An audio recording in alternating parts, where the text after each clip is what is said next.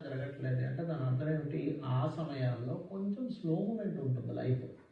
అంతేగాని కంప్లీట్గా మీ లైఫ్ మొత్తం ఎందుకు పనికి రాకుండా పోతుంది అనేది నెగటివ్ థాట్ని ఫస్ట్ తీసేయండి. ఎందుకంటే జ్యోతిష్యం అనేటువంటిది నీకు దారిని చూపించేది, వెలుగుని చూపించేది, భయపెట్టేదో, నీకు అధైర్యాన్ని ఇచ్చేదో, లేకపోతే నువ్వు ఎందుకు పనికిరావని చెప్పేదో, నీకేది సాధ్యం కాదు, నువ్వు ఇంట్లో కూర్చోమని చెప్పేది జ్యోతిషాస్త్రం కాదు.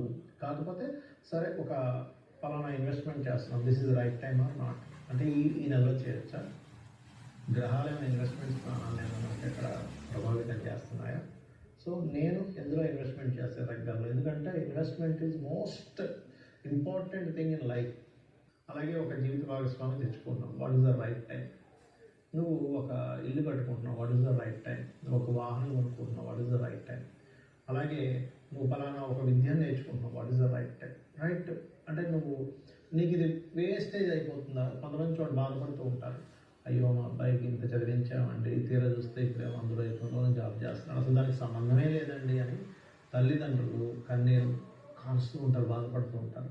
సో ఇటువంటి నీ లైఫ్కి ఎదగడానికి ఏవేవైతే ఉన్నాయో అవన్నిటిని అనాలిసిస్ చేసి చెప్పేది జ్యోతిషాస్త్రం.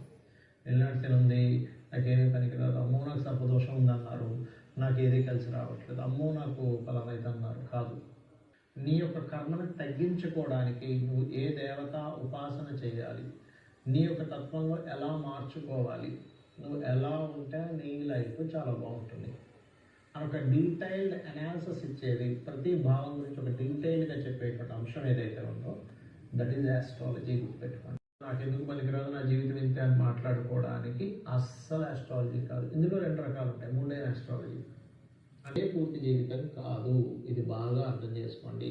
చిన్న చిన్న దోషాలు ఉన్నాయి, దోషమే మీ జీవితం కాదు. ఆ దోషాలని చిన్న మంత్రంతో, ఇది కలియుగం కాబట్టి ఈ కలియుగం పరంగా మీరు చిన్న చిన్న దానాలు, చిన్న చిన్న మంత్రాలు చేసుకుంటూ, చిన్న నామస్మరణ చేత, కేవలం నామస్మరణ చేత మీ జీవితాన్ని అద్భుతంగా మార్చుకోవచ్చు. గుర్తుపెట్టుకోండి. కాబట్టి అందరం కూడా ఆ అమ్మవారిని ప్రార్థిద్దాం.